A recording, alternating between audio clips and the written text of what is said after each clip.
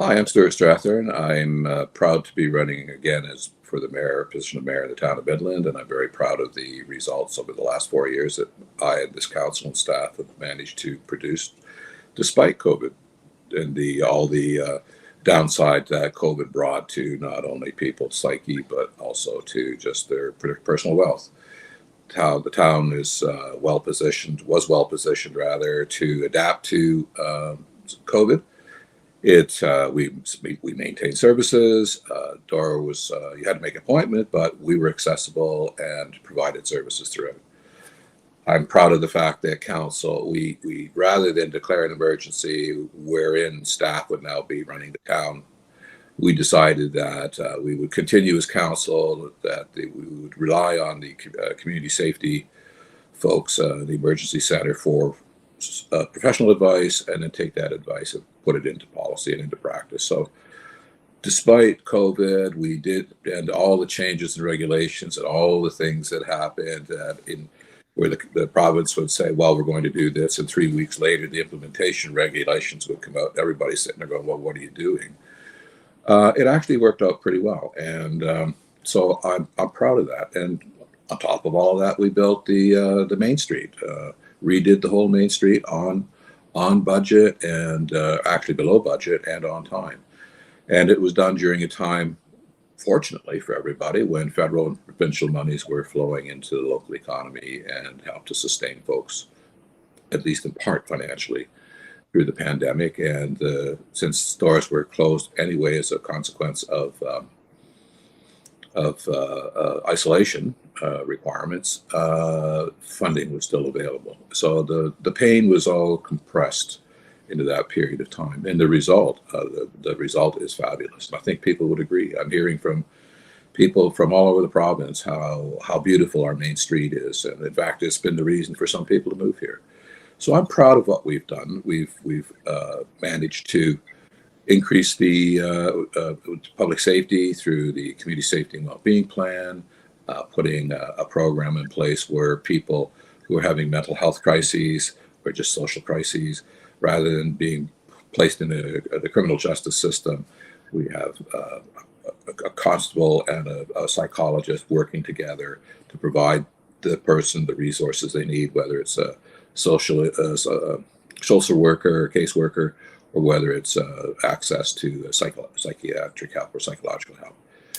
There's other aspects of community safety that we've put in place just in terms of a grant from Simcoe County to look at placement of security cameras. We know that cameras are very effective in allowing the police to get to the bottom of crime much more quickly. With the presence of the OPP, we've seen a very large uptick in arrests and of people trafficking drugs, and we've seen about 25 to 30 guns taken out of commission in the town, large amounts of cash, and of course a multitude of drugs. So proud of that. That the council's been behind that, and I'm proud of the fact that we were able to pull some of these things in place through relationships with that I have with agencies and other levels of government. The housing, of course, everybody's well aware of the housing. We've been able to issues. We've been able to we acquired a piece of property on Bomb Beach Road, 20 acres, which is part of the underpinning, along with our other physical land assets that we'll be able to apply to priming the pump, if you like, in terms of getting housing built. That's attainable. And what do I mean by that? Well, people in the service sector, whether they're working in a restaurant or a hotel, or just whether they're working in retail, with the way prices have gone, housing's not accessible to them. It's not attainable. It's whether it's a rental or whether it's a purchase, it's very difficult. So we've put $150,000 into creating a package which will go to the Minister of Municipal Affairs and Housing, which allows us legally to present a bunch of tools to increase the likelihood of housing, attainable housing being built in Midland. We've funded a significant portion of Shelter Now, which is a transitional housing, a second transitional home, 35, I believe, apartments that will be with staff supports for life skills. And we've managed to consolidate the loans that were outstanding for the guest house, so that the monies that they're spending is no longer on interest, but it's on providing for the well-being of people who are on the street who need shelter for a night or a few nights or whatever, until we can transition them along that housing continuum. And we can want to continue with that, going down the road. Of course, we're always working on town hall to make it, I'd like to say, more red carpet, less red tape, allowing people to get their development plans in place in a way that is consistent across the board, that's repeatable, and that avoids any sort of he said, she said sort of scenarios. And as well, we have identified that we've moved all of our customer-facing personnel to the west end of the building, and it's really interesting to hear the dialogue that goes on with these folks. They're very, very good. People come in and they're a little annoyed about a traffic ticket or a water bill that seems high, and they walk out saying thank you very much and have a great day and so on. And that's due to training and picking the right people. They're fabulous. We have a fabulous staff across the board, and we want to continue to provide that training and opportunity for advancement, which in turn makes it a wonderful place for them to work, which is then reflected in how they treat people coming through the door. So we're going to want to continue that as well.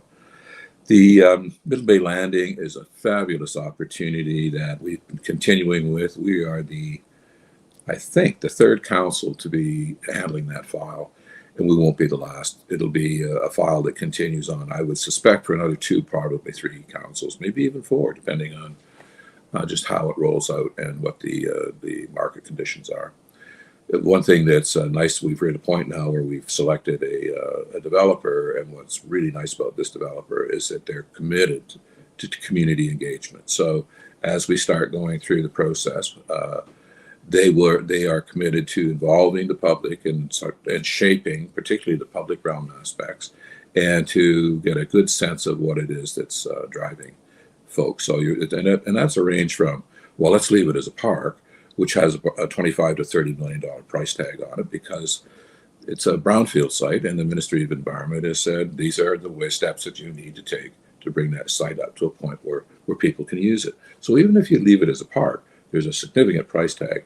The nice thing about the plan that was developed in consultation with folks 10 years ago is I suspect if you did it today, that same plan would stand. And it basically says 20% of the land base is for, 27% of the land base is for public realm. The entire waterfront, 3,700 feet, 100 feet deep. You can fish there. You can jump off the dock or off the pier, and it's yours.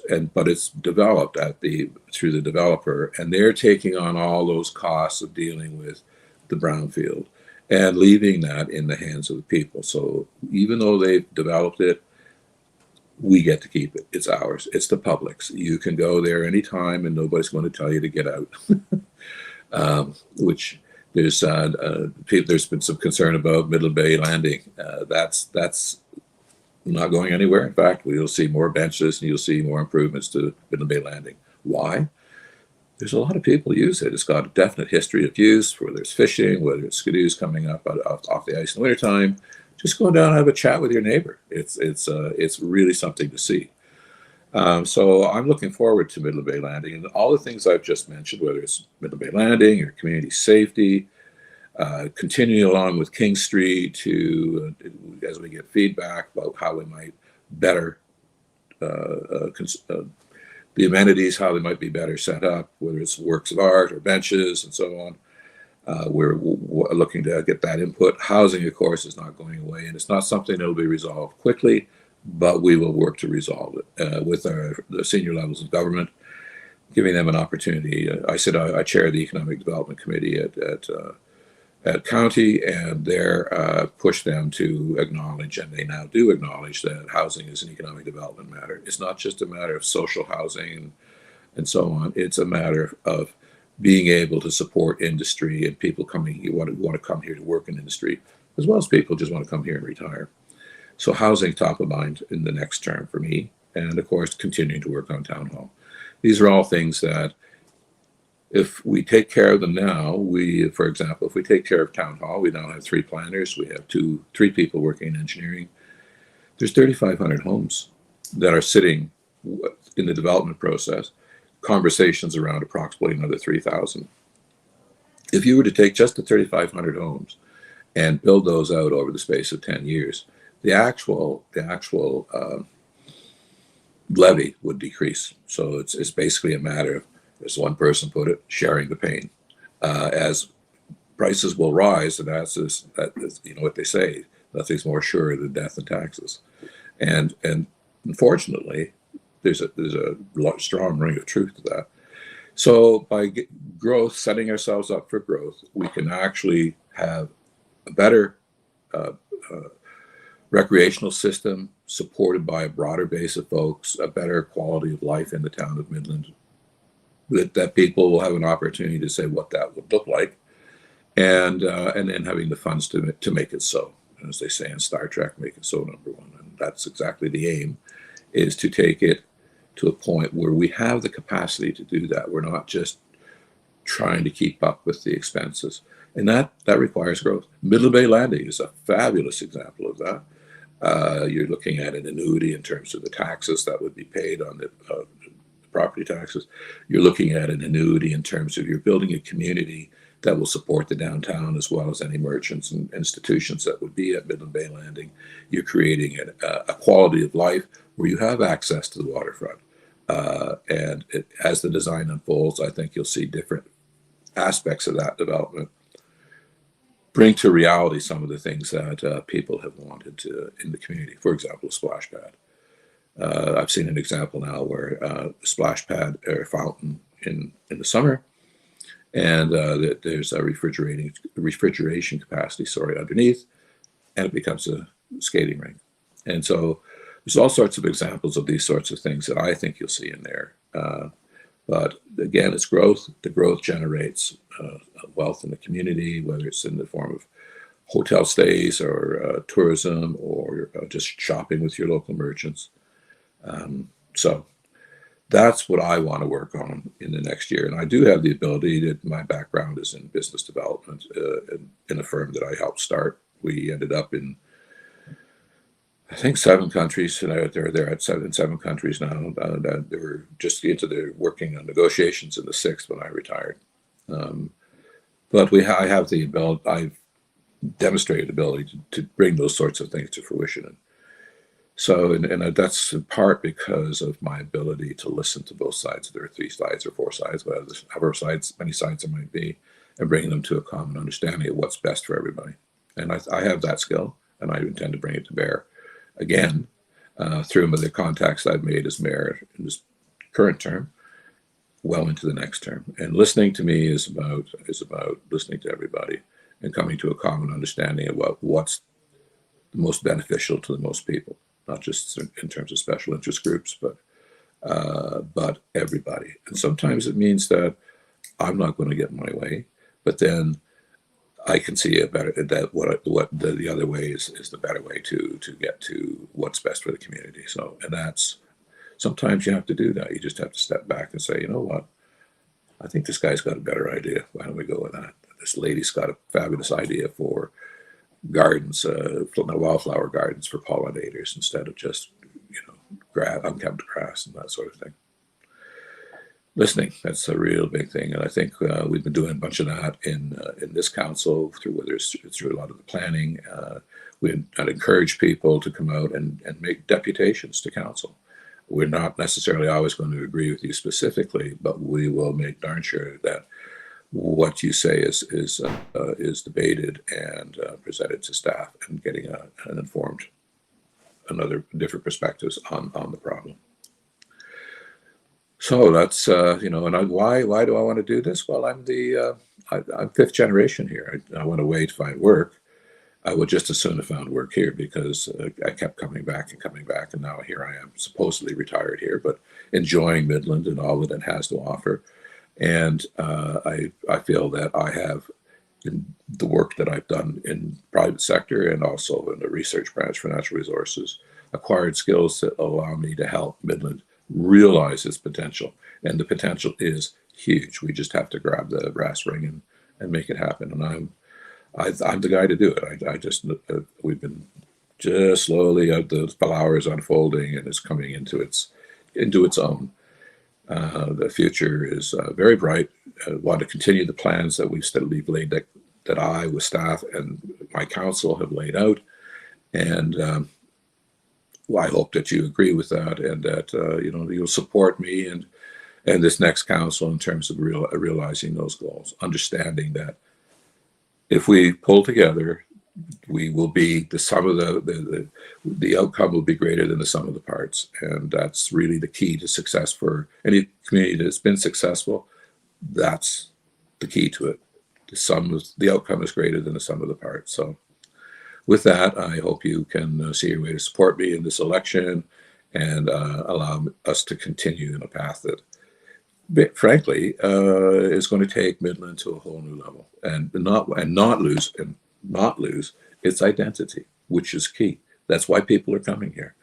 So managing that growth, not just any growth, but manage growth in a way that Midland continues to be the Midland we all grew up in and love, and still has new people coming in with fresh ideas and helping to support the quality of life that we're aspiring to. So thank you.